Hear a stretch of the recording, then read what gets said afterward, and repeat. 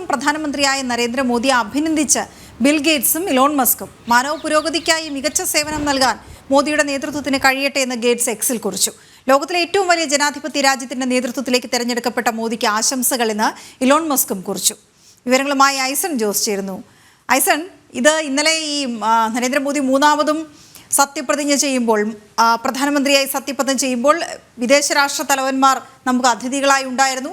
അതുതന്നെ വലിയൊരു സന്ദേശം നൽകുന്നതായിരുന്നു. അതേസമയം മൂന്നാമതും പ്രധാനമന്ത്രി പദത്തിലേക്ക് എത്തുന്ന ഇന്ത്യൻ പ്രധാനമന്ത്രി നരേന്ദ്രമോദിയെ ലോകരാഷ്ട്രങ്ങൾ എങ്ങനെ സമീപിച്ചു, മറ്റ് ലോകരാഷ്ട്രങ്ങൾ എങ്ങനെ സമീപിക്കുന്നു, അവരുടെ സമീപനം എന്താണ്, അവരുടെ നയത്തിലെ വ്യത്യാസം എന്താണെന്നൊക്കെ നമ്മൾ നോക്കിയിരിക്കുന്ന കാര്യമാണ്. ഇതിപ്പോൾ ഇവരുടെ രണ്ടുപേരുടെയും ഒരു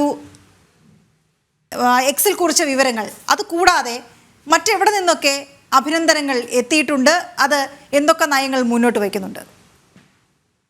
വീണ, തീർച്ചയായും ഇവരുടെ തന്നെയാണ് ഏറെ പ്രാധാന്യമർഹിക്കുന്ന എക്സ് കുറിപ്പുകൾ എന്ന കാര്യത്തിൽ തർക്കമില്ല. കാരണം നമുക്കറിയാവുന്നതാണ്, ബിൽ ഗേറ്റ്സിനെ കുറിച്ച് പൊതുജനങ്ങളെ നമ്മൾ ബോധ്യപ്പെടുത്തേണ്ട കാര്യമില്ല. അത്രയും പ്രശസ്തനായ ലോകത്തിലെ ഏറ്റവും ധനികനായി മാറിയ ഇൻഫർമേഷൻ ടെക്നോളജി വിദഗ്ധൻ കൂടിയാണ് അദ്ദേഹം. അദ്ദേഹത്തിൻ്റെ വാക്കുകളിലൂടെ തിരിച്ചു വരുന്ന, അല്ലെങ്കിൽ അദ്ദേഹത്തിൻ്റെ വാക്കുകളിലൂടെ നമുക്ക് തിരിച്ചറിയാവുന്ന ചില കാര്യങ്ങളുണ്ട്. ഈ എക്സിൽ വളരെ കൃത്യമായി അദ്ദേഹം കുറിച്ചിരിക്കുന്നത് ആരോഗ്യരംഗത്തും കൃഷി, സ്ത്രീ ശാക്തീകരണം, ഡിജിറ്റൽ ട്രാൻസ്ഫോർമേഷൻ, ഈ രംഗങ്ങളിലെല്ലാം മികച്ച പ്രതികരണമുണ്ടാക്കിയ ഭാരതത്തിൻ്റെ മാതൃക ലോകത്തിൻ്റെ ഇന്നോവേഷൻ്റെ ഉറവിടമാണ് എന്ന് അദ്ദേഹം പറയുകയും ആ ലോകത്തിൻ്റെ ഇന്നോവേഷൻ തുടരുകയും ചെയ്യുക എന്നാണ് അദ്ദേഹം വളരെ കൃത്യമായി എക്സിൽ കുറിച്ചിരിക്കുന്നത്. സ്വാഭാവികമായും നമുക്ക് പറയാവുന്നതാണ്, കാരണം ഈ നേരത്തെ തന്നെ വിശ്വഗുരുവായി നമ്മൾ പ്രധാനമന്ത്രിയെ സങ്കല്പിച്ച ഒരു സാഹചര്യമുണ്ടായിരുന്നു. പ്രധാനമന്ത്രിയെ വിശ്വഗുരുവായി അംഗീകരിച്ചൊരു സാഹചര്യം എല്ലാം തന്നെ ഉണ്ടായിരുന്നു.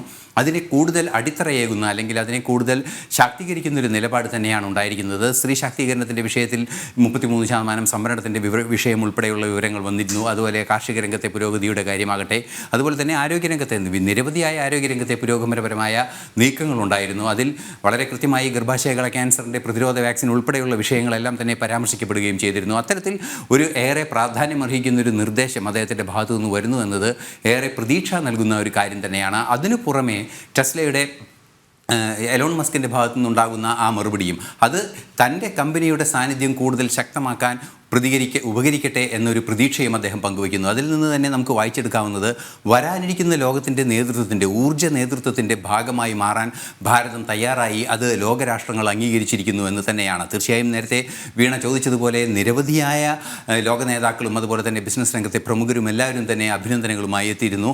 ഏറെ പ്രാധാന്യമർഹിക്കുന്ന ഈ അഭിനന്ദനങ്ങൾ, കാരണം നരേന്ദ്രമോദിയുമായി ഒരു ചർച്ച പോലും, അല്ലെങ്കിൽ ഒരു ചർച്ച എന്ന് പറയാൻ സാധിക്കില്ല എങ്കിലും അഭിമുഖമെന്ന് നമുക്ക് പറയാമെങ്കിൽ പോലും അത്തരത്തിലൊരു ചർച്ച നടത്തിയ അതിന് ശേഷമാണ് ബിൽ ഗേറ്റ്സ് നരേന്ദ്രമോദിയെക്കുറിച്ച് കൂടുതൽ പഠിക്കുന്നത്.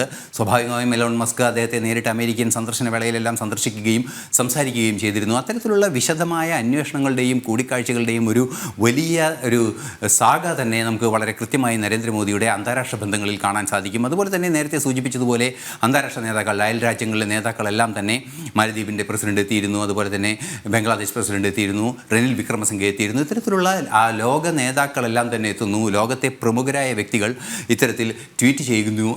ഇതിൽ നിന്നെല്ലാം വായിച്ചെടുക്കുന്നൊരു വസ്തുതയുണ്ട്. സന്ദേശങ്ങൾ എന്നതിനപ്പുറം വായിച്ചെടുക്കാവുന്നൊരു വസ്തുത, ഈ രാജ്യം ഈ ലോകത്തിന് തന്നെ മാതൃകയാകുന്നു. ആ ലോകത്തിൻ്റെ മാതൃകയാകുന്ന ഏറ്റവും വലിയ ജനാധിപത്യം, ഭാരതത്തിലെ തെരഞ്ഞെടുപ്പിൻ്റെ ആ ഒരു വ്യാപ്തിയൊക്കെ വളരെയധികം പരാമർശിക്കപ്പെട്ട വിഷയമാണ്. 140 കോടി ജനങ്ങളുള്ള ഒരു രാജ്യത്ത് ജനാധിപത്യം പുലരുന്നു. ആ ജനാധിപത്യം തുടർച്ചയായി വർഷങ്ങളോളമായി സ്ഥാപിക്കപ്പെട്ട് 75 വർഷത്തോളമായി കൃത്യമായി ഓരോ രംഗങ്ങളിലും, അതായത് തദ്ദേശ സ്വയംഭരണം മുതൽ പാർലമെൻറ്റ് വരെ വിശദമായ തെരഞ്ഞെടുപ്പുകൾ നടക്കുന്നു. ഇത്രയും വലിയൊരു സമൂഹത്തെ വലിയൊരു തെരഞ്ഞെടുപ്പിലൂടെ ഒരു ജനാധിപത്യത്തെ ശാക്തീകരിക്കുന്നു. ഇത് ഇത്തരത്തിലുള്ള എല്ലാ മാതൃകകളും, ലോകത്തിൻ്റെ നെറുകയിൽ നിൽക്കുന്ന, ലോകത്തിന് തന്നെ മാതൃകയാകുന്ന രാജ്യത്തിൻ്റെ എല്ലാ നേട്ടങ്ങളുടെയും ഒരു ആക്സലറേഷൻ പോയിൻ്റായി, അല്ലെങ്കിൽ ഒരു പ്രേരക ശക്തിയായി നരേന്ദ്രമോദിയെ കാണുന്നു എന്ന് തന്നെയാണ് ഈ സന്ദേശങ്ങളിൽ നിന്നെല്ലാം തന്നെ വായിച്ചെടുക്കാൻ സാധിക്കുന്നത്.